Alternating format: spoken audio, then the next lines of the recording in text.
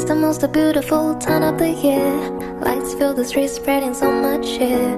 I should be playing in the winter snow, but I'ma be under the mistletoe.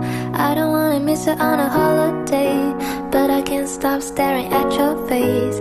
I should be playing in the winter snow, but I'ma be under the mistletoe.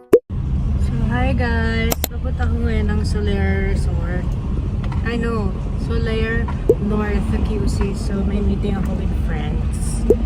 So, update ko kayo later. Drive muna. So, I'm here na. Hindi ka ba?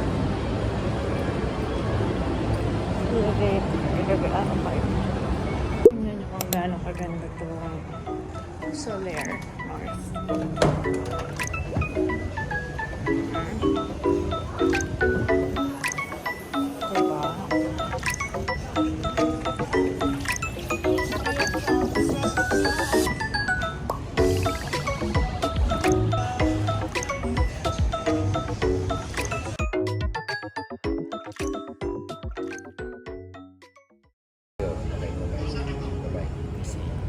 Ako kakausapin mo, babae. Ay, bakit may YouTube ka ba? Pangalawang beses ko na pumunta rito. Pero nalilito. Alam niyo ba guys, masarap kumain dito.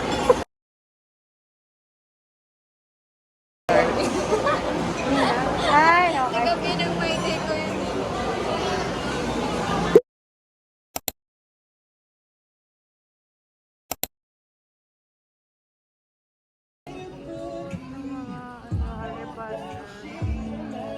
Sa bumili ka sa Japan, ang mahal sa USJ. Meron dito sa Minnesota.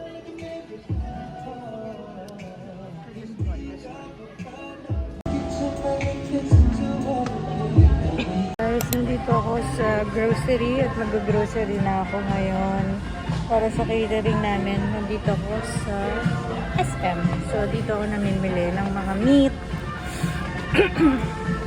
Kasi mas okay rin yung meat ng SM.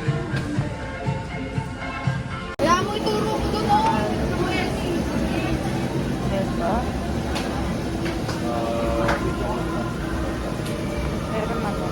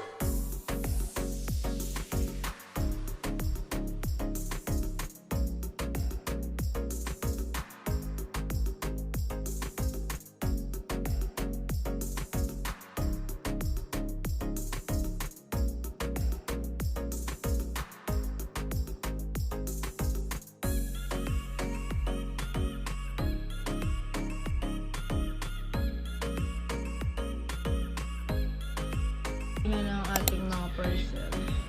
Ang gulo ng bahay.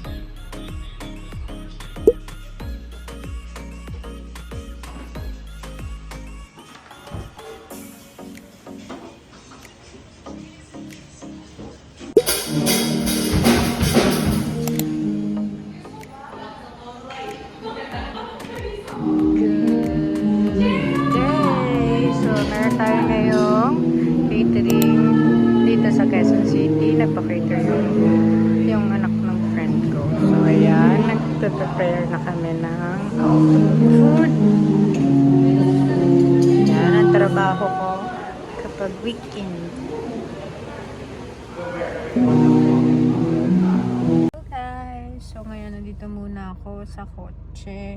At nagpapahinga dahil ang lola mo ay napagod talaga. Hindi ako sinipot nung cook ko. Pero nandyan naman yung helper. So, sa awa naman ng Diyos, naka-survive din. So, ito yung mga scenario na mangyayari kapag meron ngayong negosyo sa catering. So far, so good.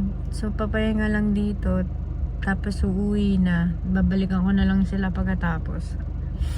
Kasi Quezon City to, maya-maya pa yan matatapos. Kasi wala pa yung mga bisita. So, mamaya update ko kayo. Okay? Pahinga lang.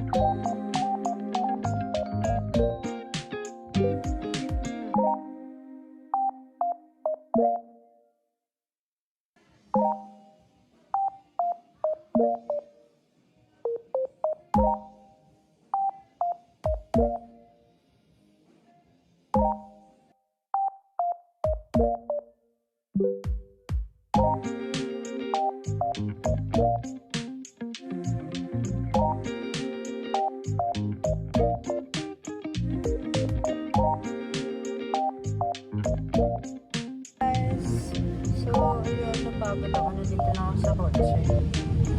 Mga waiter ko mag-aayos na. Tapos tomorrow naman meron kami ulit, pero malapit na sa school. So ang gulo-gulo. Ang gulo-gulo ng kotse ko. Kotse ng mga kusinera.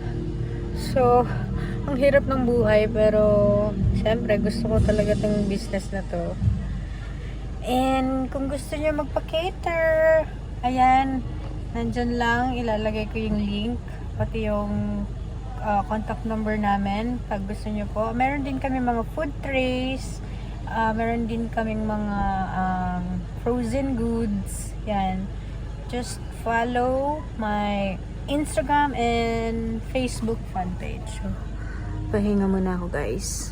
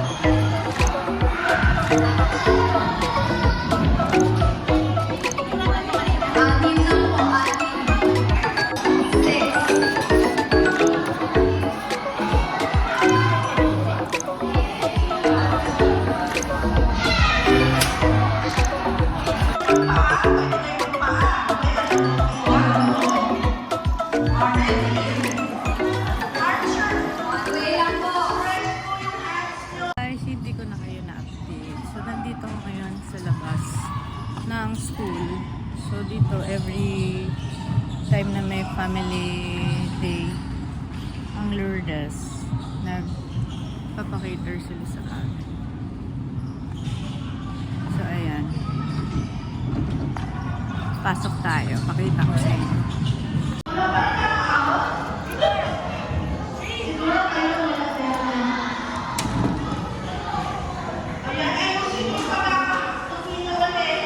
So, ayan. Ito yung nangyayari. Diba? Ayan.